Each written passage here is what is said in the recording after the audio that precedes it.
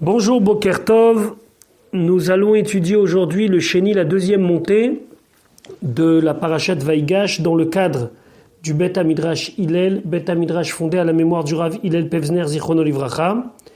Notre étude commence au livre de Bereshit, Perek Mem Dalet, chapitre 44, Pasuk Lamed Aleph, verset 31. Donc, Yehuda s'approche du vice-roi d'Égypte, celui qui est en vérité Yosef, et lui dit qu'il est strictement impossible que le jeune Benyamin reste esclave en Égypte, parce que ce serait fatal pour son père. Et donc nous continuons à étudier les paroles de Yehuda à Yosef. Pasuk Mem Aleph. Ve'haya. Et ce sera Kir Oto, lorsqu'il verra, sous-entendu mon père, qui en anar, que l'enfant n'est pas là, va mettre et il mourra. Ve'oridu avadecha, et ils feront descendre tes serviteurs, et sevat, la vieillesse, avdecha avinu, de notre père ton serviteur, beyagon, dans la peine, sheola, vers la tombe. Donc ici il lui dit que lorsque Yaakov va voir que l'enfant n'est pas là, ça lui sera fatal. Et ça, il le dit par le mot vamet. Rashi, vaya kir oto ki en anahar vamet. Et ce sera lorsqu'il va voir que l'enfant n'est pas là, vamet, et il est mort. Comme ça, on aurait pu traduire. Rashi dit non. Vamet, c'est il mourra.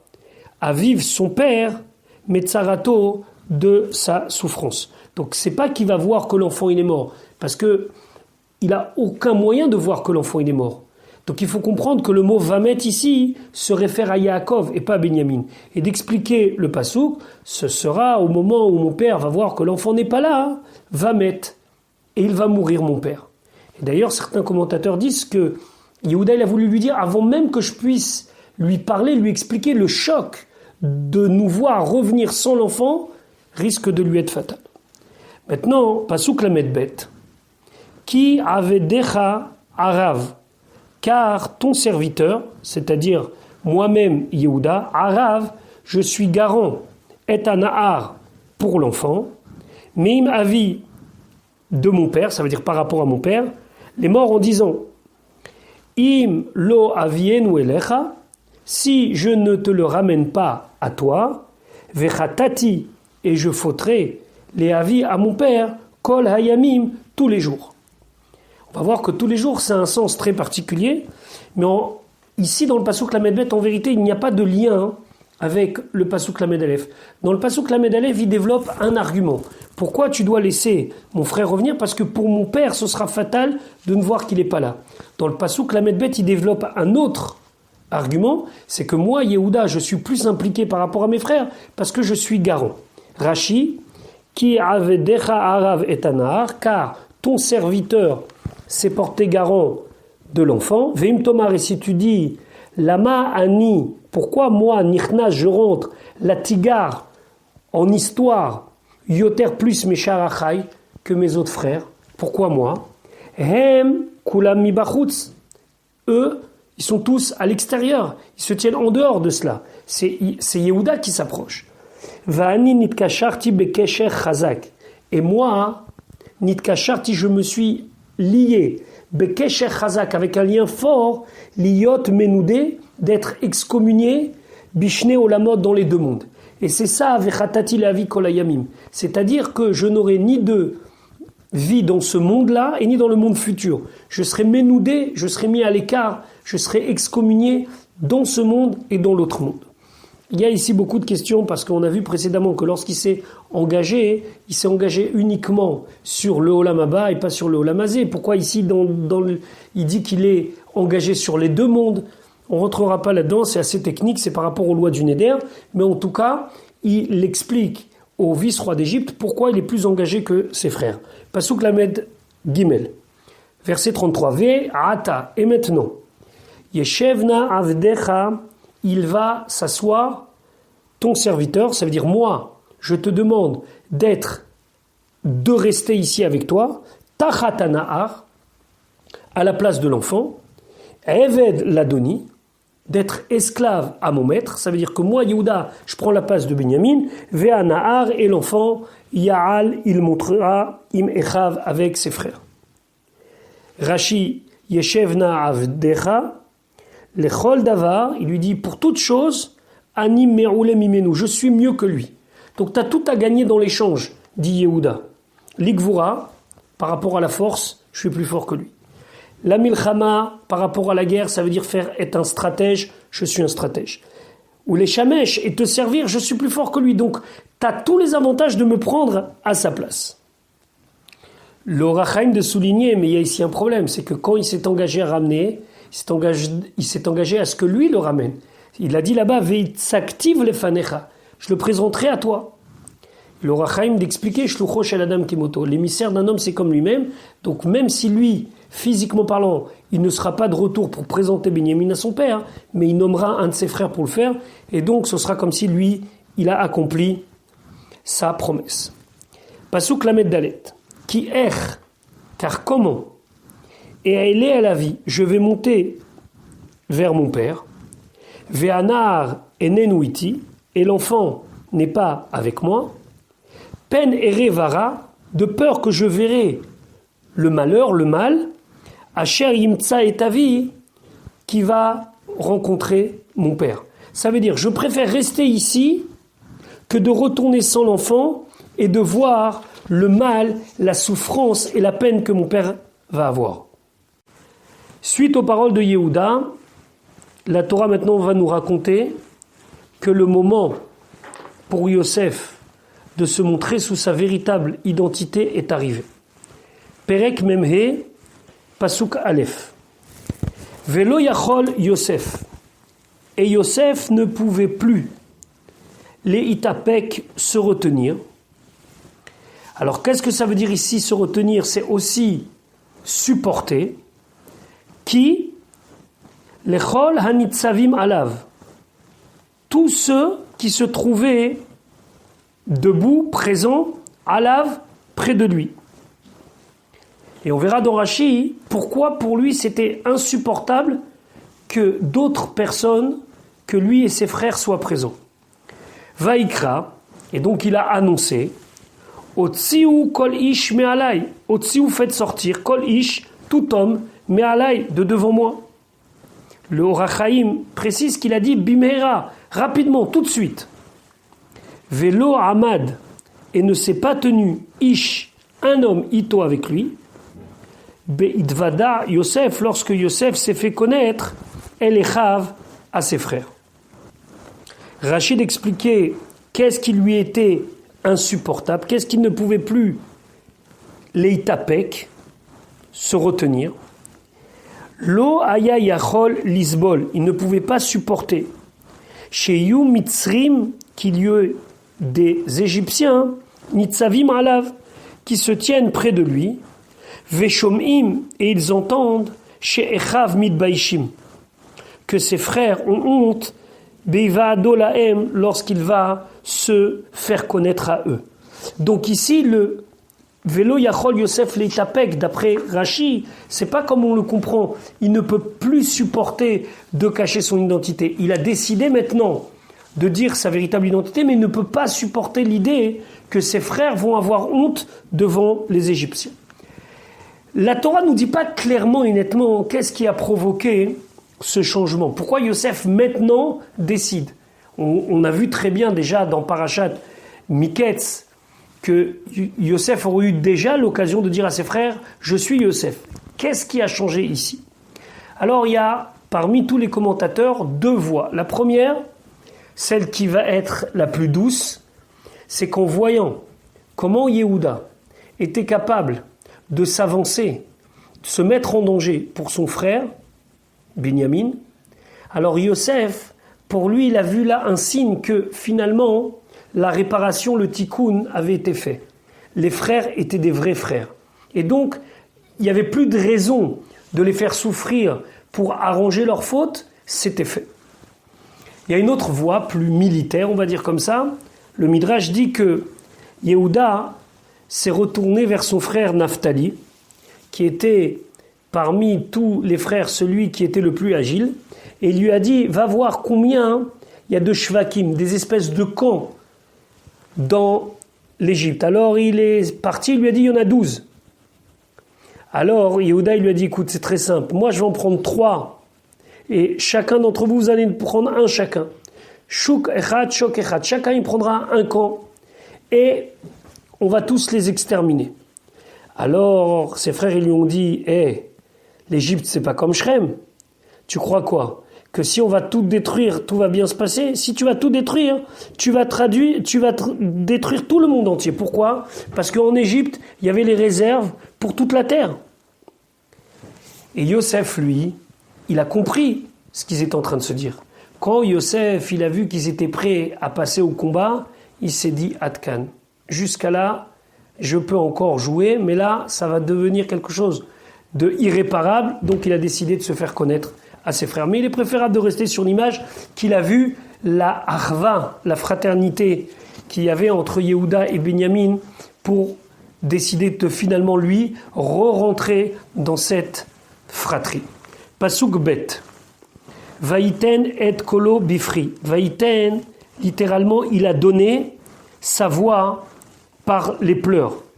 Le Targum Yonatan ben Uziel exprime qu'il a pleuré à voix haute. Vaishmeu Mitzrayim. Et les Égyptiens ont entendu, au moins tous ceux qui étaient autour du palais, à tel point que Vaishma bet Paro, ils ont même entendu les gens de la maison du pharaon. Rashi explique Vaishma bet Paro, il ne faut pas traduire. Elle a entendu la maison, dans le sens physique, les murs de la maison. Beto shel Paro, la maison de Paro, Klomar, c'est-à-dire Avadav ou Bne Beto, ses serviteurs et les gens de sa famille. Ve'en zelashon bait mamash, ici, ça ne veut pas dire un langage de maison, dans le sens mamash physique du terme, elakmo bet Israël, comme on dit bet Israël, la maison d'Israël, bet Yehuda. Donc ça veut dire la famille, les gens, mais pas les murs physiques. Rashi amène à l'as quelque chose comme Mezden ou quelque chose pareil.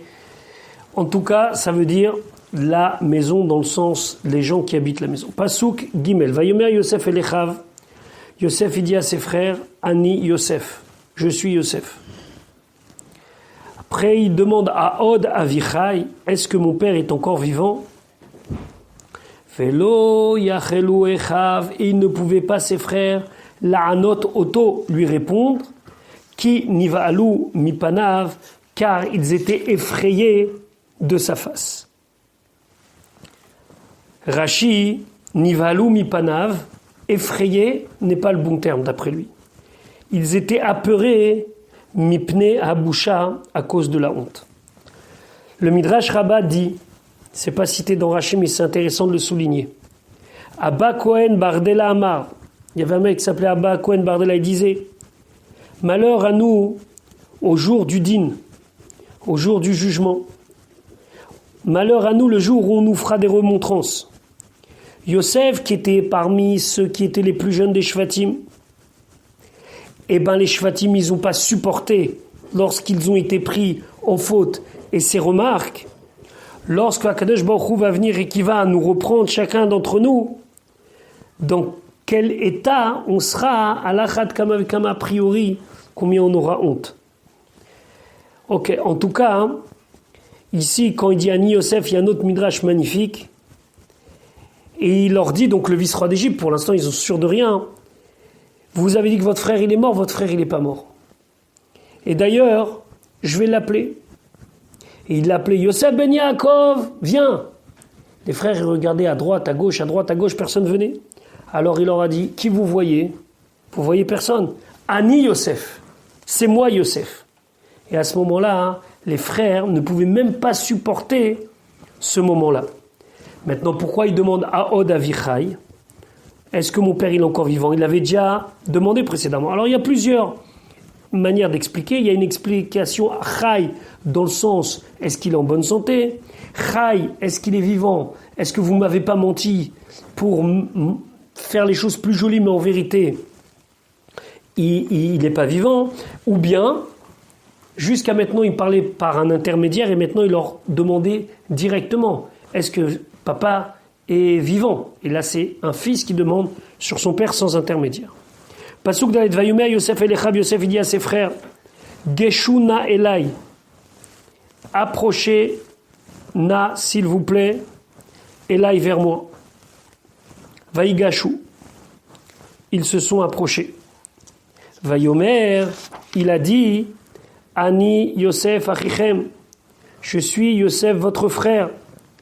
Asher mechartem oti, que vous m'avez vendu Mitzraïma vers l'Égypte. Ça veut dire par le fait que vous m'avez vendu, je suis arrivé en Égypte. Pourquoi il leur dit Geshuna Elai? Ra otam, il les a vus, Nesugim, reculer les achor en arrière. Amar, il leur a dit Arshav, maintenant, Achai Nichlamim, mes frères ont honte. Kara lahem belashon raka. Kara lahem, il les a appelés belashon raka, avec un langage doux.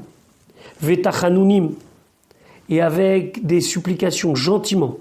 Vera lahem, il leur a montré chez Umaoul qu'il était circoncis. C'est seulement quand il a vu que les frères, ils ont pris conscience que lui s'est rapproché d'eux, il lui a dit la première fois Ani Yosef, et la deuxième fois il a dit Ani Yosef Achichem, pour bien leur montrer que maintenant tout est pardonné. Pourquoi c'est important le détail de Asher Mechartem Oti Mitzraïma, que vous m'avez vendu en Égypte? L'Or HaChaim Akadosh, il explique, il dit que personne ne savait ça. Même ceux qui avaient acheté Yosef pensaient que c'était un jeune esclave, mais ne savaient pas que c'était les frères de Yosef qui l'avaient vendu. Ils pensaient que c'était des gens qui avaient vendu un jeune. Et donc, personne n'était au courant de cela. Donc, soit il le savait par prophétie, soit vraiment il était Yosef. Et donc, par le fait qu'il leur a dit Ani Yosef Achichem, que vous avez vendu, là ils ont compris que véritablement c'était Yosef. Pasuk et Yosef continue à s'adresser à ses frères, il leur dit Ve'atai maintenant.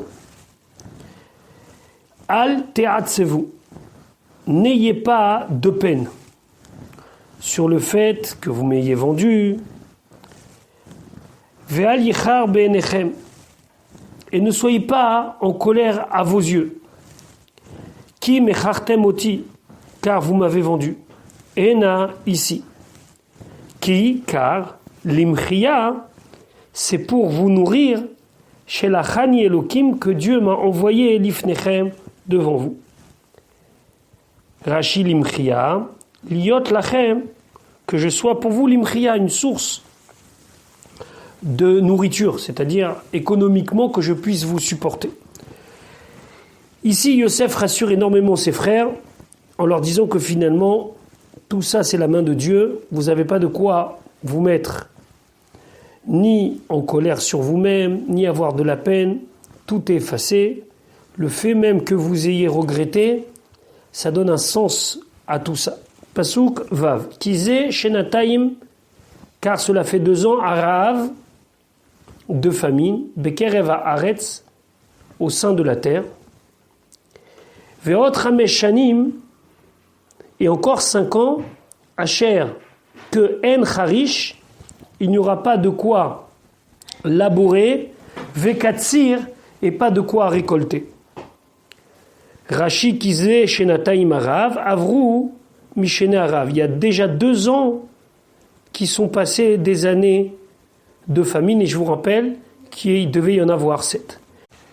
Pasuk Zain, Vaish lacheni Elokim, et Dieu m'a envoyé l'ifnechem devant vous, en avance, la soum lachem, pour vous placer, ou pour placer pour vous, ou pour faire pour vous, chez Erit Baaretz, un refuge dans la terre, pour que vous puissiez y rester et y vivre, ou la achayot lachem, et pour vous faire exister, l'ifleta gedola, pour une grande, alors on peut traduire ou une grande réussite, ou bien même traduire par une grande délivrance. Voilà pour aujourd'hui, Bezrat Hashem. Nous allons continuer demain les paroles de Yosef à ses frères, et puis la suite des péripéties, l'installation, l'annonce à Yaakov, etc., etc. Je vous souhaite une bonne journée, Bezrat Hashem, à demain.